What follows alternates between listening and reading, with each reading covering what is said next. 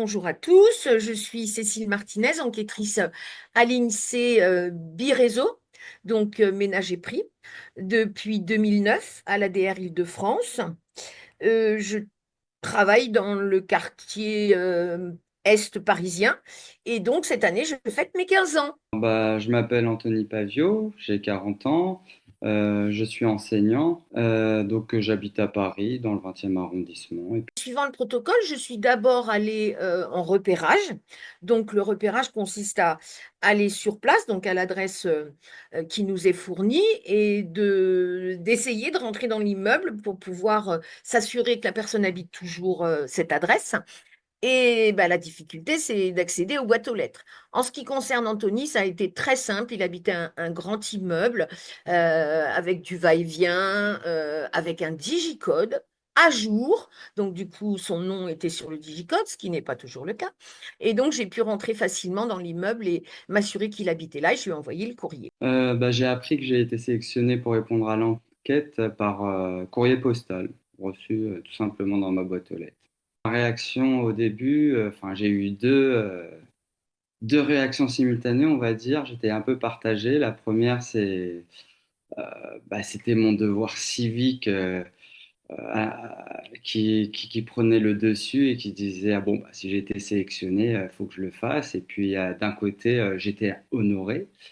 Et d'un autre côté, je disais ah, mais j'ai vraiment pas le temps pour ça, etc. Donc vraiment, j'étais partagé entre les deux. Donc, ce qui n'est pas simple pour rentrer dans un immeuble à Paris, parce qu'évidemment, à Paris, on n'a pas beaucoup de pavillons, c'est d'accéder aux boîtes aux lettres. Parfois, les interphones ne sont pas à jour. Parfois, il n'y a qu'un ou deux ou trois, mais seulement digicode. Donc, on ne peut pas appuyer même chez le voisin pour entrer dans l'immeuble. Alors, avec Anthony, pas du tout. C'est vraiment l'enquêté idéal. En fait, c'est lui qui m'a contacté. Dès qu'il a reçu le courrier, il m'a appelé tout de suite.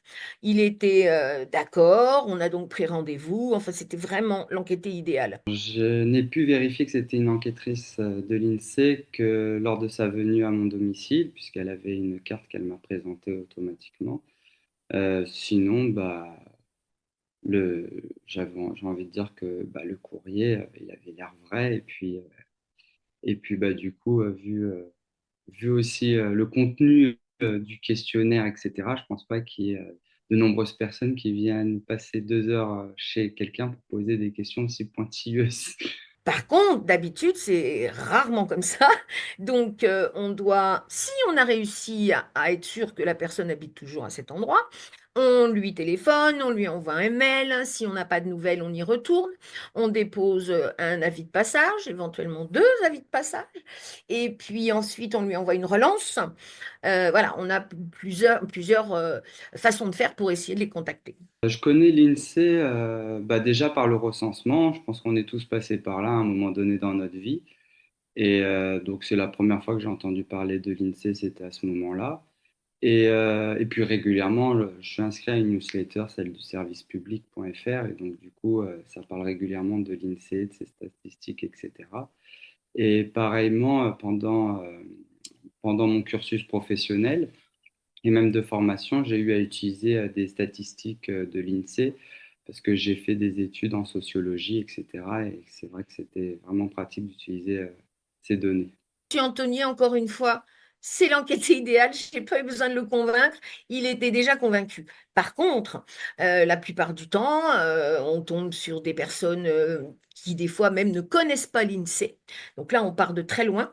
Il faut leur expliquer l'utilité, le pourquoi de l'INSEE, essayer de faire en sorte de toucher la corde sensible par rapport aux devoirs civiques. Et j'avoue que c'est de plus en plus compliqué parce que les gens ont comme une colère vis-à-vis des institutions gouvernementales, de plus en plus. Alors, j'ai été contacté suite au courrier postal par l'enquêtrice par voie téléphonique. Et je crois que c'est moi qui ai pris contact avec elle, puisque j'ai été invité soit à la contacter par mail, soit par téléphone. Donc, j'ai trouvé plus pratique de l'appeler. Donc, après, il s'est suivi un échange téléphonique euh, directement de vive voix, par SMS aussi, que de temps en temps, c'était plus pratique, comme je pense qu'on était chacun de notre côté sur notre lieu de travail et puis aussi bah, par mail par la suite. Il faut s'adapter à la personne que l'on a en face de soi, s'adapter au profil du foyer et du coup, eh ben, faire en sorte qu'ils se sentent concernés par cette étude. Et ben, on doit avoir toujours la pêche tous les jours, une énergie positive constante, parce que sinon, ça se ressent. J'étais facilement convaincu par l'enquêtrice, je veux dire, elle était bienveillante, avenante et puis elle, elle avait l'air de savoir ce qu'elle faisait. Donc, du coup, j'ai j'ai tout de suite été en confiance et puis j'ai ressenti aussi son professionnalisme. Donc, oui, non, pas de souci pour être convaincu. Je pense qu'on est tous concernés par cette thématique, aussi bien l'enquêté, l'enquêtrice que n'importe qui du commun des mortels. Et donc, oui, je me suis senti même considéré d'avoir été choisi pour répondre à cette enquête et même presque privilégié. Donc, cette thématique sur les conditions de travail et les risques psychosociaux au travail, je pense elle est plus, c'est plus un sujet même de société qu'il y a quelques années. Donc, les gens se sentent peut-être un petit peu plus concernés. C'est des termes qu'ils ont entendus à leur travail ou dans les médias.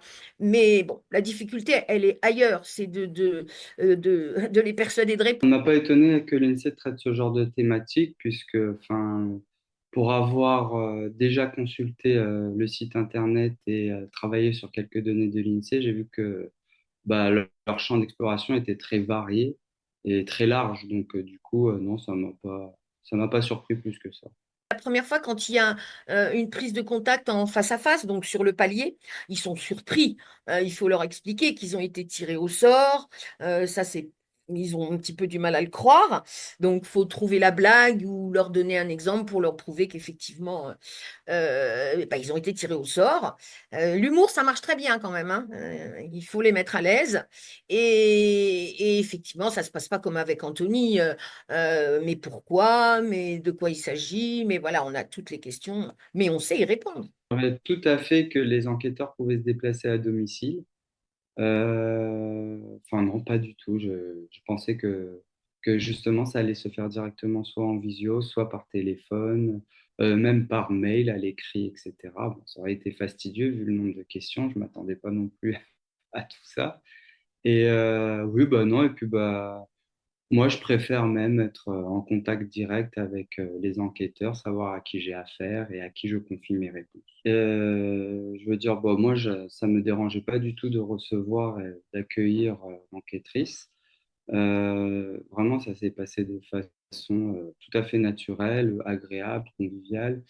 Mon ressenti sur ce temps d'échange, bah, du coup, comme je vous ai dit précédemment, je me suis senti considéré et donc du coup, j'étais assez content aussi d'apporter ma petite contribution au travail de l'INSEE. Il y a pas de points qui m'ont gêné. Je me suis pas senti mal à l'aise pour une question. Alors peut-être s'il y a quelque chose à ajouter, ça aurait été les questions qui parfois étaient très très détaillées, et très pointilleuses. Donc, du coup, je devais avoir un petit temps de réflexion pour me l'approprier et répondre en fonction de mon contexte à moi personnel. Il faut absolument les rassurer et leur expliquer que leurs données personnelles, de toute façon, l'INSEE, ça rentre, mais ça ressort jamais. Et puis, je me permets aussi souvent de dire que ben, il n'y a jamais eu de problème à l'INSEE, hein, de données qui se sont échappées. Donc, ça, c'est un argument dont je me sers énormément. Je parle de la CNIL. S'ils connaissent pas la CNIL, je leur explique ce que c'est. J'ai confiance en l'INSEE sur la protection des données parce que dès le début de l'entretien, on y fait référence et donc bah, ça pose tout de suite un climat de confiance. Et donc, du coup, pour moi, moi-même étant utilisateur des données de l'INSEE de manière ponctuelle, euh, bah, je trouvais ça normal de répondre et en toute confiance à ces questions, bah, à titre personnel. Moi, j'aime ce métier pour la liberté. C'est un luxe, le fait de ne pas aller au bureau tous les matins. On peut organiser son planning, mais bon, il faut être très organisé. Et puis moi, j'adore d'apprendre des gens. Ça nous apporte une culture générale incroyable, en fait, et on a une vision de la société qui est très large, surtout quand on est dans des secteurs comme moi, là, très hétéroclites. Les profils des personnes sont tellement différentes et les sujets des études intéressantes. Donc, du coup, on a une vision de la société, je pense, plus large. Je recommanderais tout à fait à quelqu'un de mon entourage à participer à une des enquêtes de l'INSEE s'il était invité, parce que bah voilà, c'est une petite contribution, on va dire, nationale. Et après, les statistiques, elles peuvent à son tour lui servir. Et puis, pareil, apporter des informations qui intéressent, je pense, une grosse part de la population française. Donc, oui, tout à fait, il faut, je pense, par devoir civique aussi, répondre aux questions de l'INSEE.